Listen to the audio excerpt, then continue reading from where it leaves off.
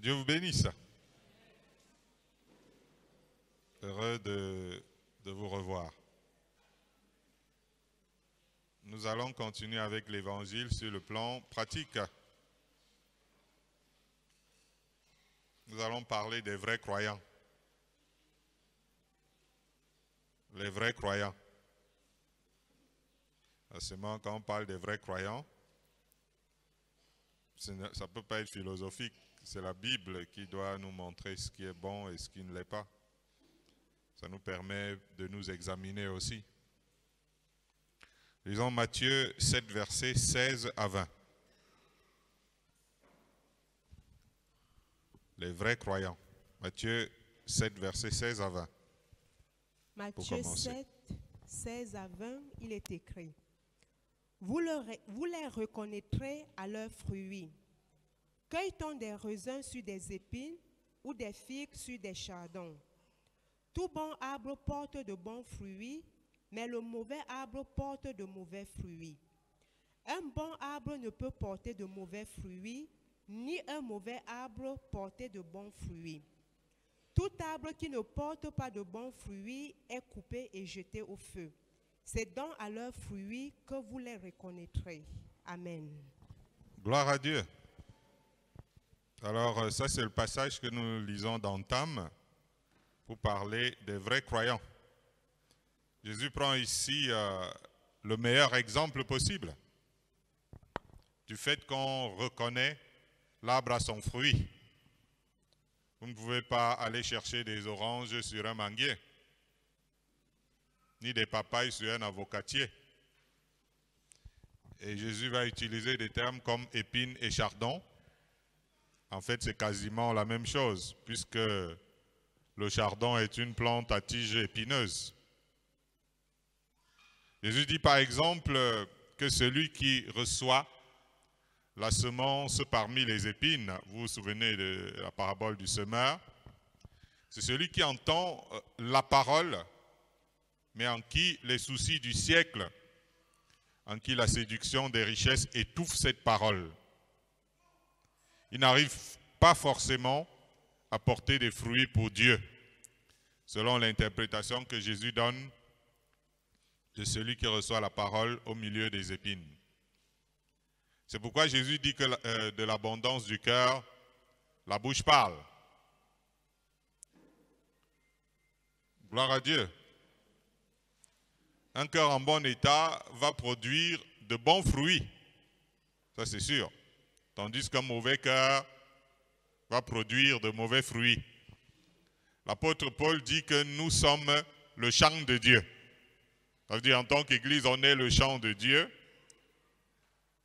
Dans l'Ancien Testament, Dieu appelle son peuple une plantation de l'Éternel. Vous avez déjà suivi ça. Dans le Nouveau Testament, le champ de Dieu, dans l'Ancien Testament, une plantation de l'Éternel. Autrement dit, chacun de nous est une plante dont on attend certainement le fruit. On va observer alors si nous sommes un bon ou un mauvais arbre. Et ça, c'est seulement d'après le fruit que nous portons. C'est pour dire, si l'on s'en tient au propos de notre Seigneur Jésus, que le fruit ne trompe pas. Alléluia. Le fruit, le christianisme est la cause de Dieu à travers Christ en fait. Or le fruit c'est aussi l'effet ou le résultat d'une cause. Soit une bonne cause, soit une mauvaise cause. Jésus dit que si nous portons beaucoup de fruits, c'est ainsi que son Père sera glorifié. Vous vous souvenez, c'est écrit dans Jean. C'est ainsi que son Père sera glorifié et que nous serons appelés ses disciples. Si nous portons beaucoup de fruits. C'est à travers le fruit qu'on va reconnaître véritablement qui court pour Dieu ou qui court pour autre chose. L'apôtre Paul dira aux chrétiens dans une de ses épîtres, ce n'est pas que je recherche les dons, mais je recherche le fruit qui abonde pour votre compte. Ça veut dire qu'il est en train d'annoncer une visite qu'il va faire à l'église. Et il dit que je ne viens pas chercher les dons. Je viens voir les fruits. Et pourtant, de nos jours, tout le monde veut performer dans les dons spirituels tout en laissant l'essentiel. C'est important de performer dans les dons spirituels. Mais ce n'est pas ça l'essentiel. Ne prenons pas le risque d'être ce que déplore Jude dans son épître. Il dit qu'il y a des gens qui sont des nuées sans eau, poussés par les vents. Il parle des arbres d'automne sans fruits, 2 fois morts, déracinés. Alléluia. Voilà comment nous introduisons notre message sur les vrais croyants. Que le Seigneur te rende ministère. Lisons Luc 3, versets 8 à 9. Luc 3, 8 à 9.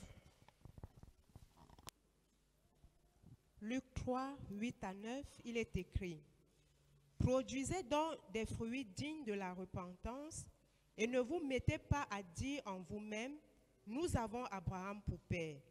Car je vous déclare que de ces pierres, Dieu peut susciter des enfants à Abraham. Déjà même, la cognée est mise à la racine des arbres. Tout arbre donc qui ne produit pas de bons fruits sera coupé et jeté au feu. Amen. Amen.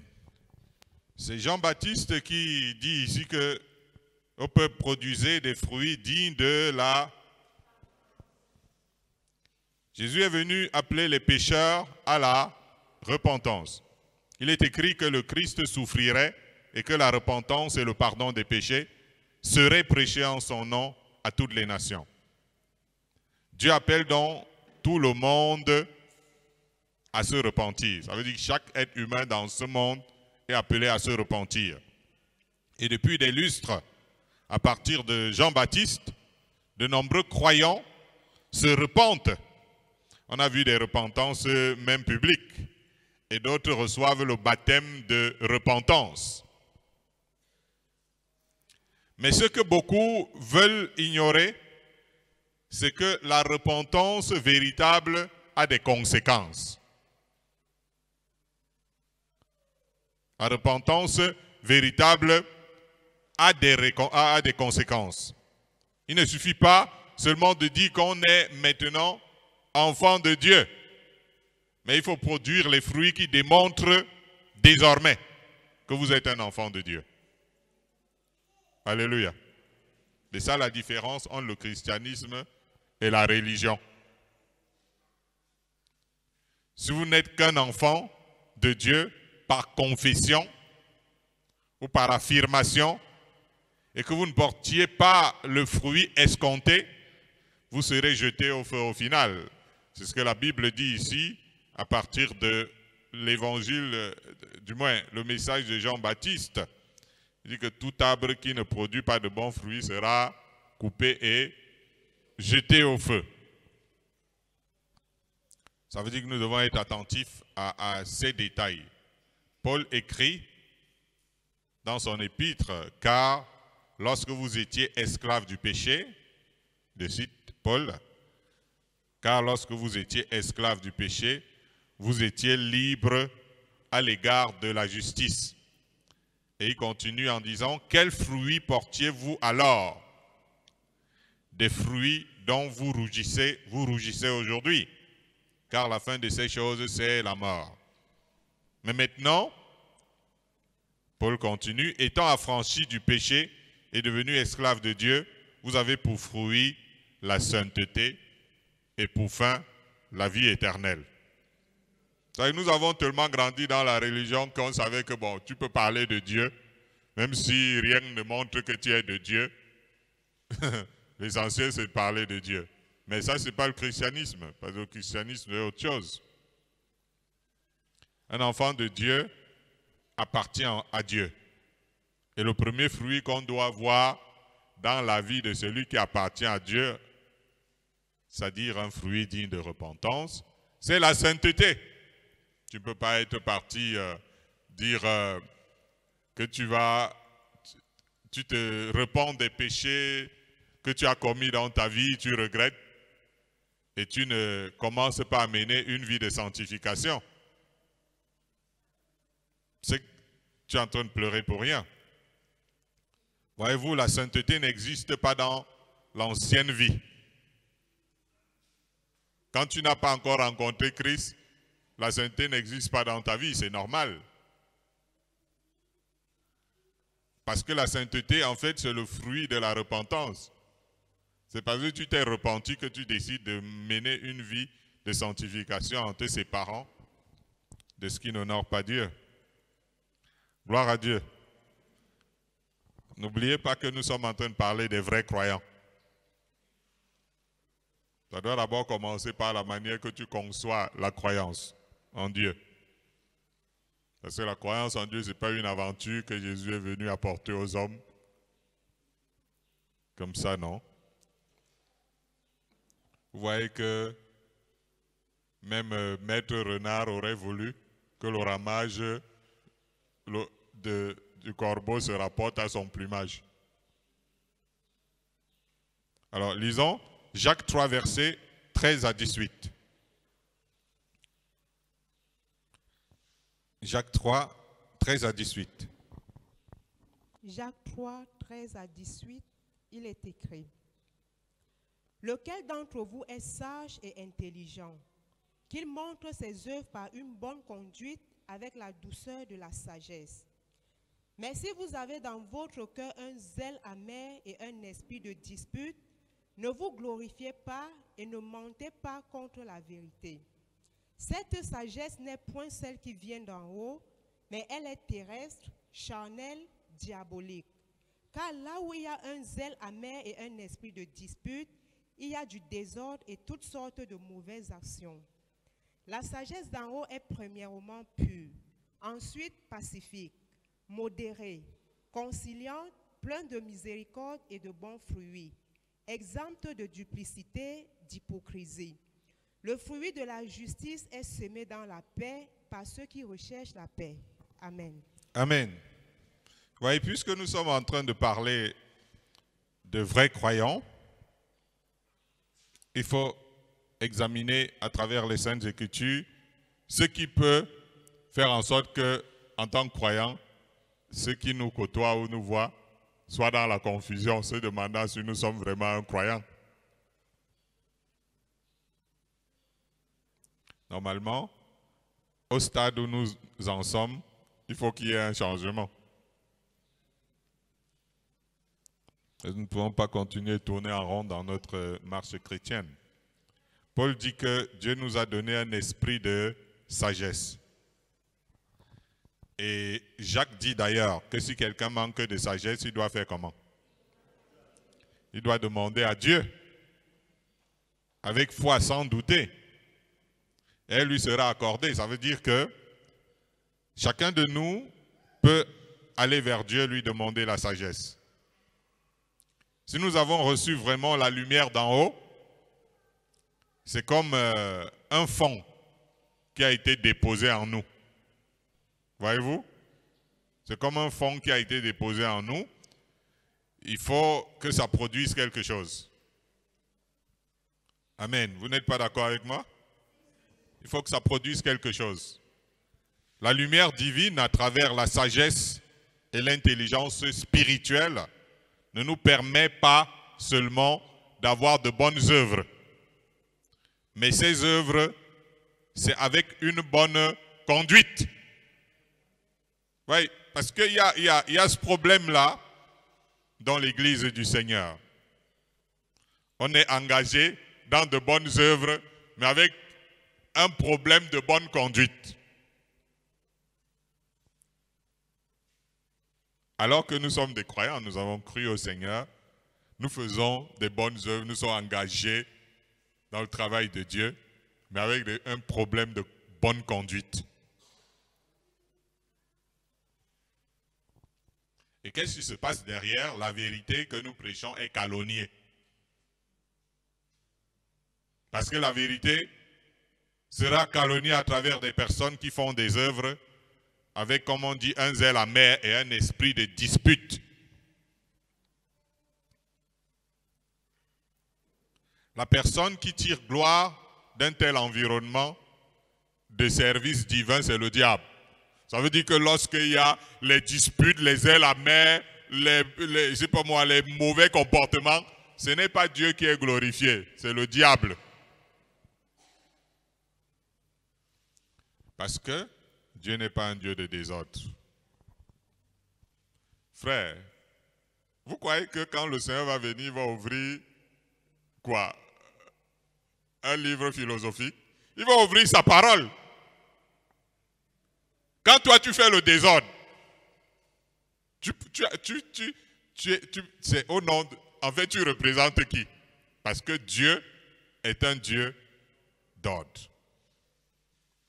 Donc vous ne pouvez pas être dans le désordre et vous parler de Dieu. Et Dieu dit qu'il n'est pas un Dieu de désordre.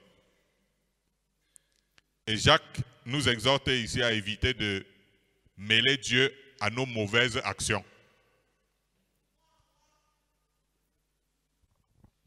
Celui qui entre au milieu des enfants de Dieu,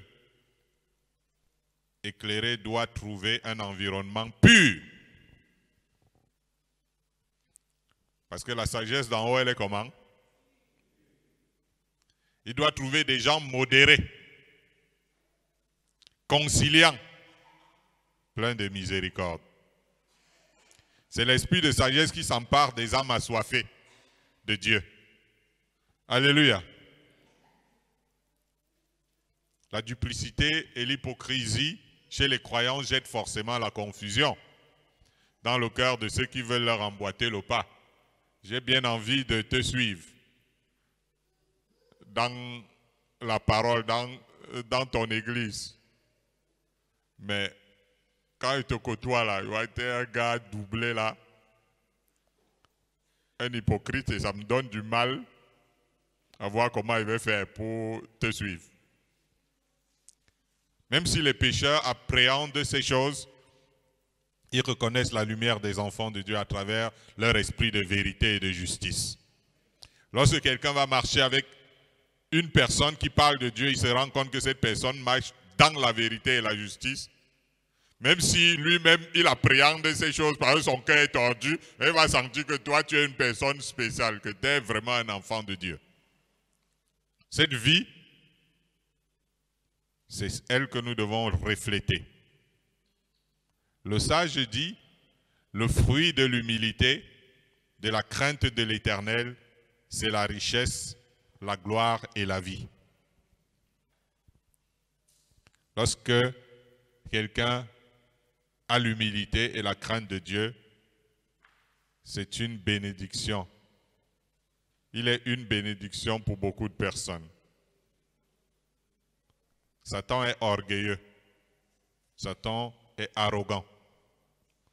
Comment voulez-vous qu'on dise que quelqu'un est de Dieu s'il a des vertus qui s'apparentent plutôt à celles de l'ennemi?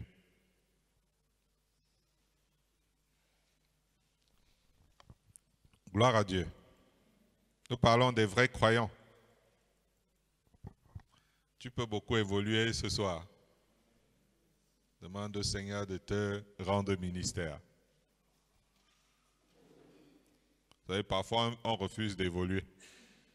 Et si on refuse d'évoluer, quand le Seigneur va venir, on ne sera pas avec lui. Parce que tu as eu l'occasion d'évoluer. Et tu as toujours balayé ça d'un revers de la main. Il n'y aura pas de place pour toi auprès du Seigneur de cette manière-là. Mais quelque chose peut changer ce soir. Lisons Galates chapitre 5, le verset 22.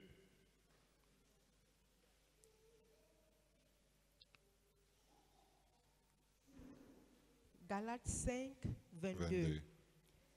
Mais le fruit de l'esprit, c'est l'amour, la joie, la paix, la patience, la bonté, la bénignité, la fidélité, la douceur, la tempérance. Amen. Amen. Vous savez, en tant qu'enfant de Dieu, on devrait relever ces fruits de l'esprit. chacun des fruits. En fait, le fruit de l'esprit, c'est un peu comme une grappe. Ouais, un peu. Quand vous prenez une grappe de raisin, il y a beaucoup de sortes de fruits sur ça. Et donc, on peut dire, c'est un peu comme si on dit que le fruit de l'esprit a plusieurs couleurs, c'est pas moi, plusieurs trucs, mais ça reste le fruit, mais comme une grappe de raisin. Vous voyez, non? Bon, maintenant, et les choses qu'on retrouve à l'intérieur, il y a l'amour. Il y a la joie. Il y a la paix. La patience. La bonté. La bienveillance. Ça veut dire qu'être serviable. C'est ça la bénignité ici. Hein? Alléluia. La fidélité. La douceur. La tempérance. Il est écrit que l'amour est répandu dans nos cœurs. Par qui? Voilà. L'amour est répandu dans nos cœurs par le Saint-Esprit. Luc dit que Jésus tressaillit de joie par le Saint-Esprit. C'est écrit dans le livre de Luc. Jésus tressaillit de joie par... Paul confirme que le royaume de Dieu, c'est la joie et la paix par... La Bible est très subtile dans ces petites choses qu'elle est écrite à gauche, à droite, si on ne fait pas attention. Amen. Ce sont les fruits de l'esprit. Il y a donc la joie et la paix du Saint-Esprit qui peuvent très bien nous être communiqués. Ça peut nous être communiqué. Je n'ai pas la joie parce que. Je suis troublé parce que. Et Jésus disait que la paix qu'il donne n'est pas comme la paix du monde. Ça veut dire que ça dépend des poches qui répondent ou de, c'est pas moi, d'une situation heureuse. Non. C'est une paix qui peut être donnée dans la souffrance. C'est une joie que nous pouvons avoir dans le combat. Plusieurs fois dans la Bible, on évoque un esprit de douceur. C'est ça. Un esprit de douceur. En plus de cela, la Bible évoque l'esprit de justice. En fait, c'est pour dire qu'on peut retirer du Saint-Esprit 16 avantages. Je n'ai pas l'amour, mais Saint-Esprit, tu peux me donner l'amour. Ces avantages sont utiles pour la vie du croyant. Si ces choses ne sont pas en nous, nous devenons comme un figuier stérile. Et vous savez ce que Jésus a fait du figuier stérile? Il a maudit.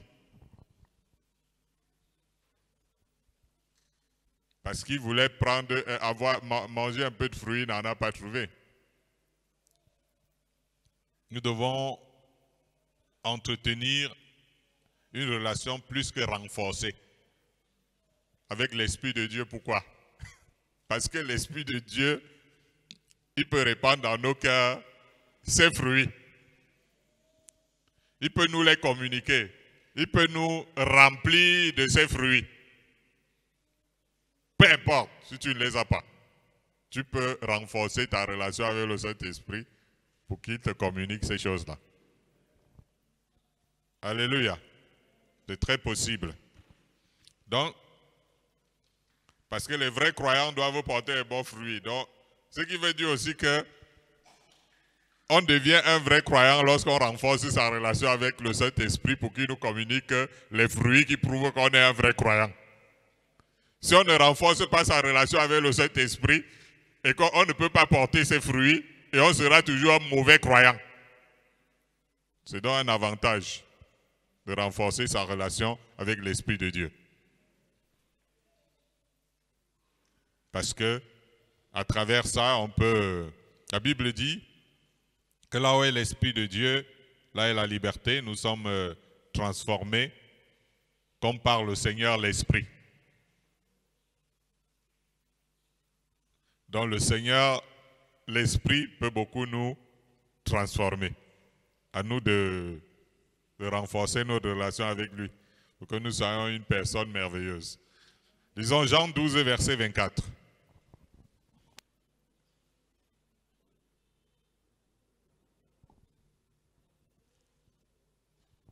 Jean 12, verset 24. En vérité, je vous le dis, si le grain de blé qui est tombé en terre ne meurt, il reste seul. Mais s'il meurt, il porte beaucoup de fruits. Amen. Gloire à Dieu. Vous connaissez cette parole. Il y a une chanson qui chauffe beaucoup, notamment dans les lieux de deuil, qui parle de si le grain de blé tombé en terre ne meurt. Voilà. Mais voilà, en fait, c'est ce passage qui récite. Il y a un principe. Il y a un principe parce que ici, c'est ça qui est évoqué par Jésus. Il y a un principe pour une graine, une semence, pour porter du fruit une fois qu'elle est semée. Nous ne sommes pas appelés à ne porter qu'un seul fruit. Est-ce que quelqu'un me comprend là? Non, moi j'ai le fruit de la patience. Donc c'est bon, je rends grâce à Dieu. Zéro. Tu n'es pas appelé à ne porter qu'un seul fruit, mais à produire en abondance du fruit. Pour porter beaucoup de fruit, il faut passer par la mort en soi. La mort en soi. Vous savez, beaucoup de gens, ils n'arrivent pas à aimer parce qu'ils ne veulent pas mourir à eux-mêmes. Beaucoup de gens ne veulent pas, comment je veux dire, ils n'ont pas la tranquillité parce qu'ils ne renoncent pas à eux-mêmes.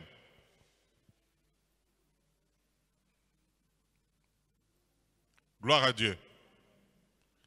Jésus parlait beaucoup du renoncement à soi-même. N'est-ce pas? La relation avec Dieu devient difficile pour une personne qui n'arrive pas à renoncer à elle-même. L'apôtre Paul va parler de la crucifixion ou de la mise à mort quant à la chair. Vous voyez que la nature humaine n'est pas bonne. La nature humaine n'a pas besoin d'éducation, elle a besoin de transformation. C'est pour ça que vous voyez, on amène le bandit, on part le mettre dans un pénitencier là-bas, on passe le temps à éduquer les gars, etc. Quand ils sortent, la première, c'est de tordre le cou à quelqu'un. Parce que c'est sa nature qui doit mourir et non juste être éduqué. Vous voyez que l'éducation a beaucoup de limites. Un parent a beau être sévère, faire des tas de trucs, mais il se retrouve avec parfois des délinquants à la maison. Parce que ces gars n'ont pas été transformés. Alléluia. Pas moyen de porter le fruit de l'esprit en abondance, à moins que nous ne mourions. Le fruit de l'esprit procède de la mort et de la résurrection. Si le grain de blé qui est tombé en terre ne meurt, il reste seul. Mais s'il meurt, il porte beaucoup de fruits. Nous devons mourir quant au vieil homme, afin de renaître quant à l'homme nouveau. Sinon, on ne sera jamais un vrai croyant. Le frère qui refuse de mourir quant à lui-même, de renoncer à lui-même, il ne sera jamais un vrai croyant. Le moi, tu ne seras jamais un vrai croyant. Tu peux courir toute ta vie, tu n'y arriveras jamais. Avec moi, l'ego doit mourir.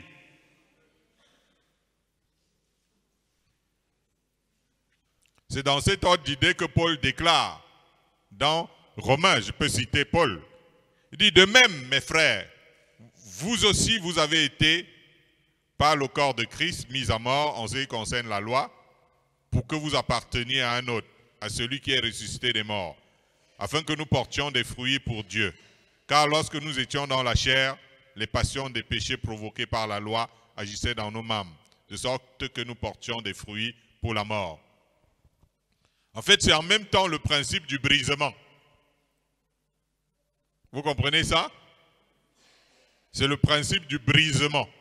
C'est-à-dire que si vous remarquez la graine d'arachide qui a été jetée au sol, qu'elle produise quelque chose, elle est brisée. Ça veut dire qu'il faut que quelque chose la déchire la graine, et là une vie jaillit de la déchirure, du brisement de la graine. Amen. Et le Seigneur a parlé aussi quelque part du vase. Vous voyez un peu? L'ancien vase qui doit être réduit en poussière afin que soit fabriqué un vase nouveau à la convenance du potier. C'est pour ça que la souffrance est une école. Elle brise beaucoup de gens, elle les rend doux, elle les rend bons, elle les rend bien, etc. Alors que d'autres personnes qui n'ont jamais connu un peu de souffrance, ils sont tellement imbus que jamais ils n'arrivent à être transformés. Alléluia.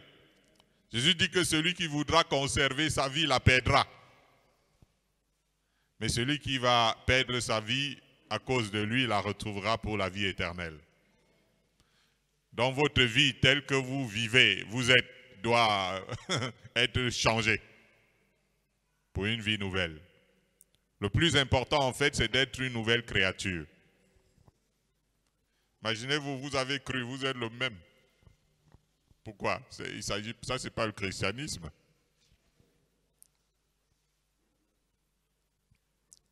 C'est l'homme nouveau qui porte du fruit pour Dieu, si vous voulez savoir. Tant qu'on reste le vieil homme à vouloir forcer des fruits pour porter, tu sors les muscles pour aimer, l'amour ne vient jamais. Tu aimes aujourd'hui, demain tu n'aimes plus. Le matin, c'est toi le gars patient, le soir tu es déjà celui qui crie partout. Tu es en train de faire les efforts avec le vieil homme. Ce n'est pas la chair qui porte le fruit. C'est l'homme nouveau. Il nous arrivera alors de passer par le feu de Dieu,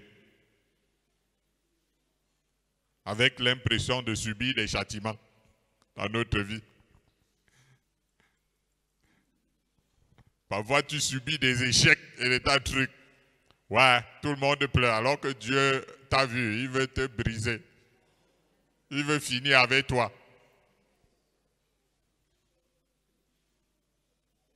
Et parfois, on a l'impression qu'on passe par des châtiments.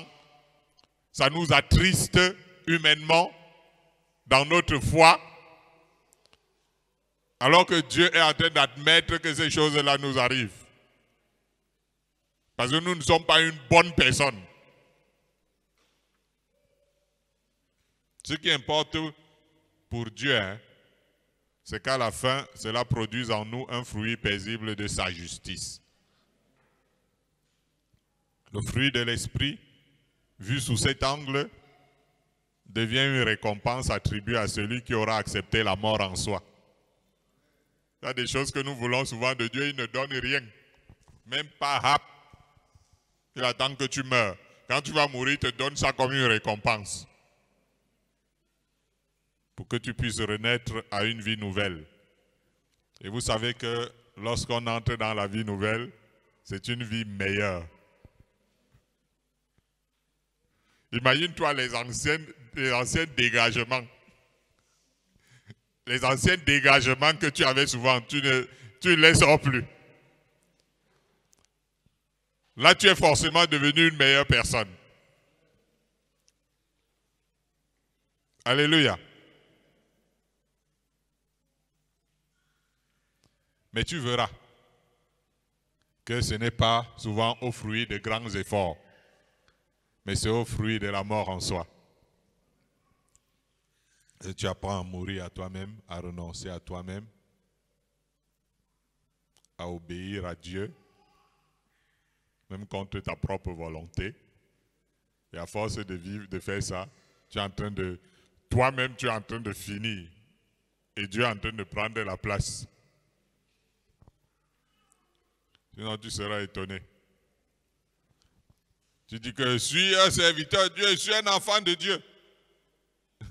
On voit les fruits, hein, on dit qu'à bon. C'est vrai. Convainc-nous un peu, parce que nous on ne voit pas. Gloire à Dieu. Lisons Jean 15, le verset 4 à 6. Jean 15, le verset 4 à 6. Jean 15, 4 à 6. Demeurez en moi et je demeurerai en vous. Comme le sarment ne peut de lui-même porter du fruit s'il ne demeure attaché au cep, ainsi vous ne le pouvez non plus si vous ne demeurez en moi. Je suis le cep, vous êtes les sarments. Celui qui demeure en moi et en qui je demeure porte beaucoup de fruits, car sans moi vous ne pouvez rien faire. Si quelqu'un ne demeure pas en moi, il est jeté dehors, comme le sarment, et il sèche. Puis on ramasse des sarments, on les jette au feu et ils brûlent.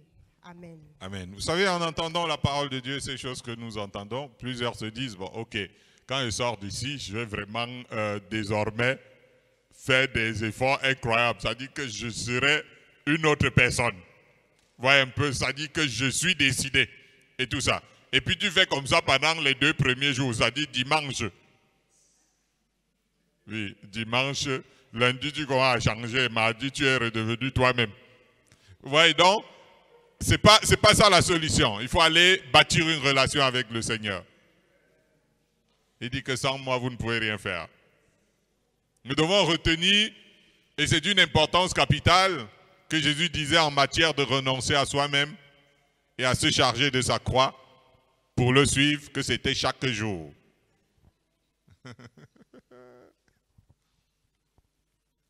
C'est pas quand tu étais encore petit, quand tu étais encore un simple, ou bien frère qui n'avait encore rien. Tu renonçais à toi-même. Parce que quand un frère n'a rien, il est serviable. Il est toujours disponible. Mais ça ne veut pas dire que le frère là est vraiment un bon frère. Attendez qu'il ait quelque chose. On va bien voir si c'est bon frère. Parce que l'humilité du pauvre est douteuse. La vraie humilité, c'est quand tu as. Là, on sent que, hey, voilà quelqu'un qui a et il est simple. Pas que, hey, comme je suis un peu, ben voilà, je suis là-dessus. Le jour que je monte un peu juste 2 pas d'escalier, alors que j'ai encore 75 pas devant. Mais les 2 premiers pas là, il commence à dire que bon.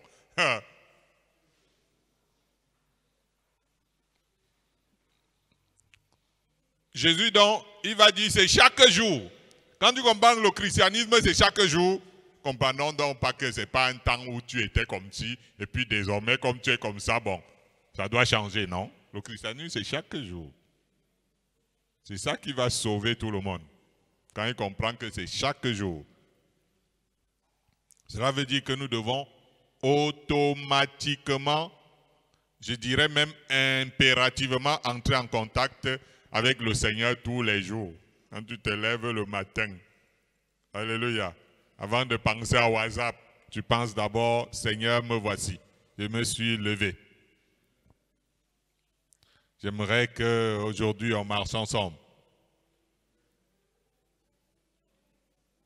C'est comme la journée commence là, Seigneur, je n'ai pas envie de ramener le vieil homme aujourd'hui là.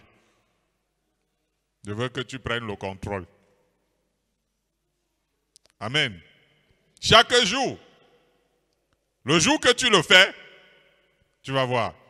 Si demain tu estimes que comme tu as bien marché hier là, tu n'as plus besoin de trop demander ça aujourd'hui, tu seras étonné. Je te dis que tu seras étonné. Ça veut dire que le fruit peut se gagner ou se perdre chaque jour.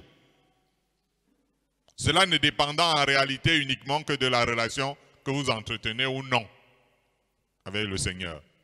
Parce que sans lui, vous ne pouvez rien faire. Je vous mets au défi.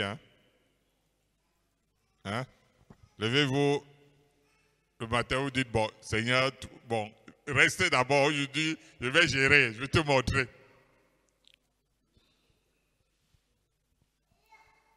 C'est donc dans les temps où vous êtes en communion avec Dieu que votre cœur est rempli des fruits dont nous parlons depuis le début.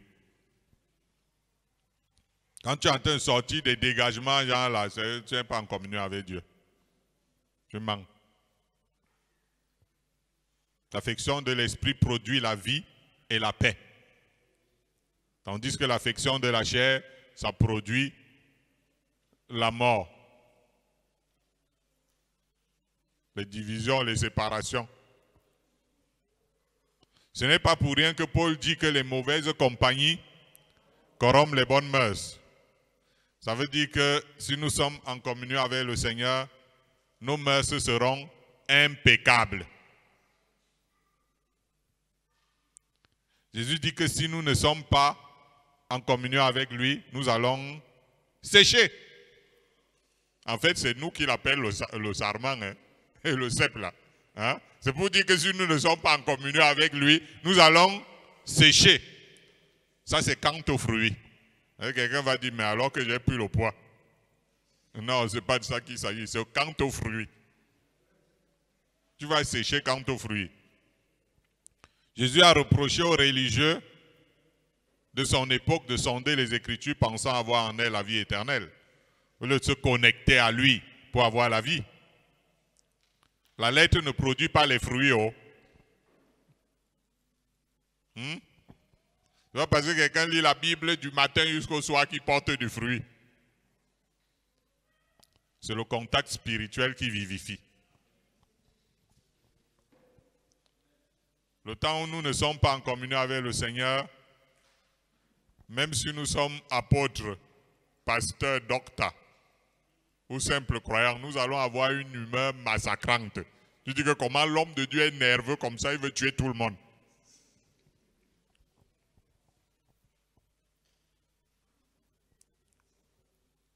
Comment le frère et la sœur là vraiment ont des réactions répréhensibles. Quel est ce comportement indigne?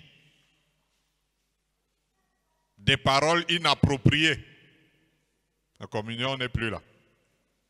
Et quand nous retrouvons la communion avec le Seigneur, nous nous surprenons dans une personnalité merveilleuse. Hein? Que nous n'arrivons pas à reconnaître nous-mêmes. Ça veut dire que quand tu es en communion avec le Seigneur, tu es étonné de ce que tu fais. Tu peux même te poser les questions comme Steve Urkel. N'est-ce pas? Vous connaissez sa question habituelle. C'est moi qui ai fait ça. L'apôtre Pierre dit que nous sommes une race élue. Un sacerdoce royal. Pour annoncer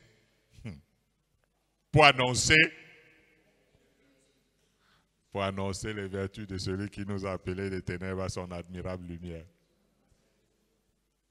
C'est pour ça que Dieu nous a mis à part, pour annoncer ses vertus.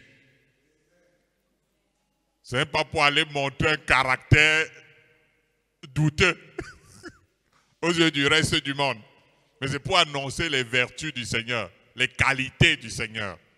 Quand on parle des vertus, c'est les qualités.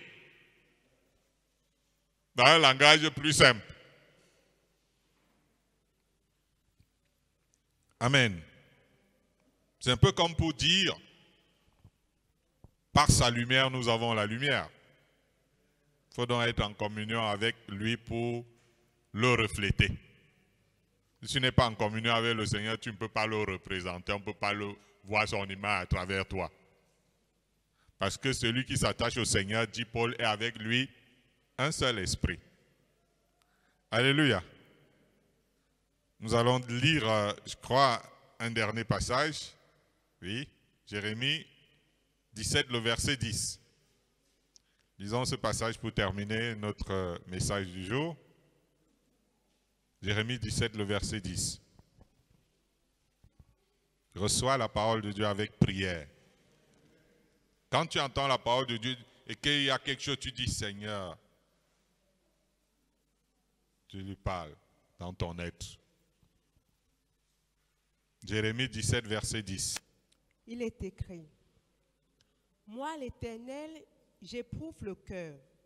Je sonde les reins pour rendre à chacun selon ses voies, selon le fruit de ses œuvres. Amen. Amen.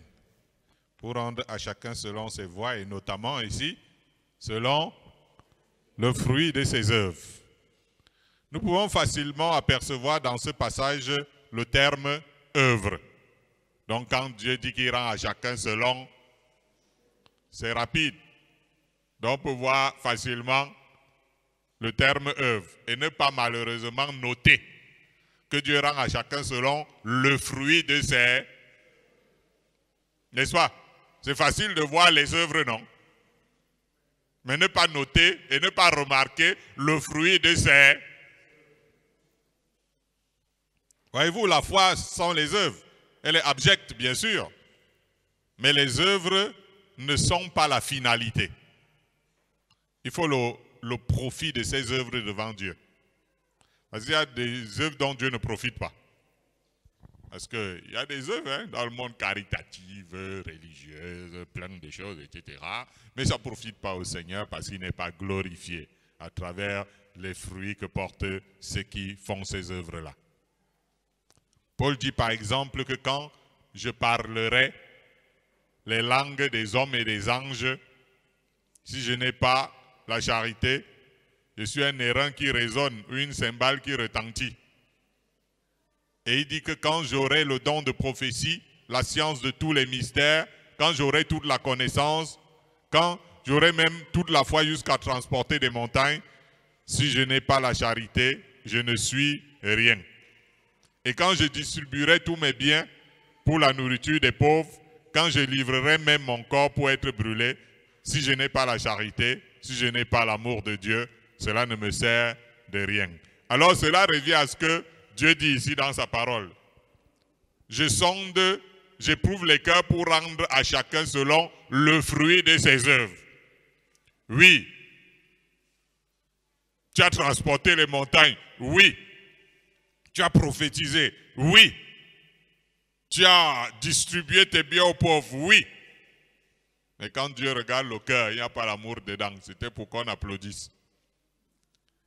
Je veux que vous puissiez comprendre que les langues profitent à celui qui parle. La prophétie, la science des mystères et toute la connaissance profitent à ceux qui les entendent.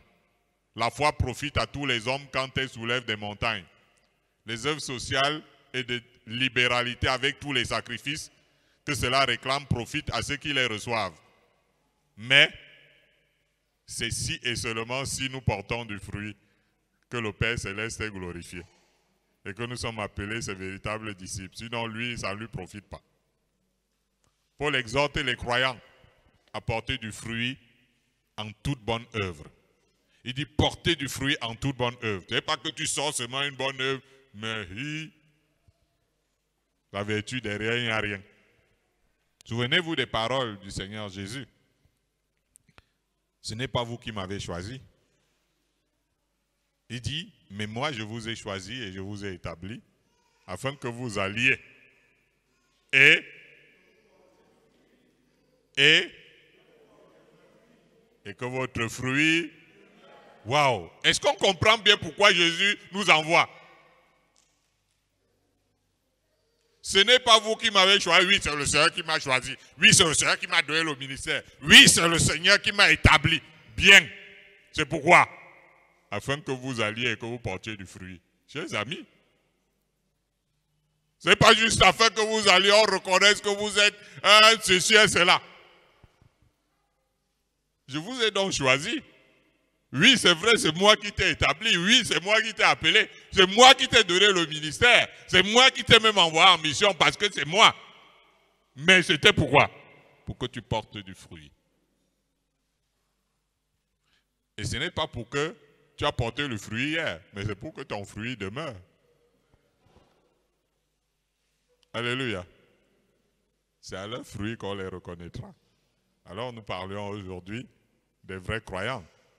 Et si tu veux être un vrai croyant, tu dois savoir dans quel domaine on reconnaît un vrai croyant. Ce n'est pas juste parce qu'il fait beaucoup de choses. Que Dieu vous bénisse. Nous avons du boulot. On devient un vrai croyant parce qu'on n'est pas un vrai croyant au début de sa marche avec Dieu. On devient un vrai croyant quand on a compris où on doit aller. Alors gardons un moment de silence.